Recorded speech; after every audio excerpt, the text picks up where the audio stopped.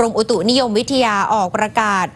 กรมอุตุนิยมวิทยาเรื่องพายุฤดูร้อนบริเวณประเทศไทยตอนบนในช่วงวันที่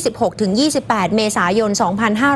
2562 ประเทศไทยตอนบนจะมีพายุฤดูร้อนเกิดขึ้นโดยมีลักษณะของพายุฝนฟ้าคะนองลมกระโชกแรงกับมีลูกเห็บตกบางพื้นที่รวมถึงมีฟ้าผ่าจึงขอให้ประชาชนในบริเวณดังกล่าวระวังอันตรายจากพายุฤดูร้อนที่จะเกิดขึ้นโดยหลีกเลี่ยงการอยู่ในที่โล่งแจ้งใต้ต้นไม้ใหญ่และป้ายโฆษณาที่ไม่แข็งแรงรวมถึงระวังอันตรายจากฟ้าผ่า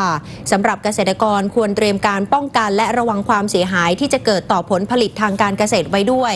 ทั้งนี้เนื่องจากลมใต้และลมตะวันออกเฉียงใต้ที่พัดปกคลุมประเทศไทยตอนบนจะมีกำลังแรงขึ้นในขณะที่ประเทศไทยตอนบนมีอากาศร้อนถึงร้อนจัดโดยพายุฤดูร้อนจะเริ่มแผ่เข้ามาปกคลุมบริเวณภาคตะวันออกเฉียงเหนือและภาคตะวันออกก่อนค่ะ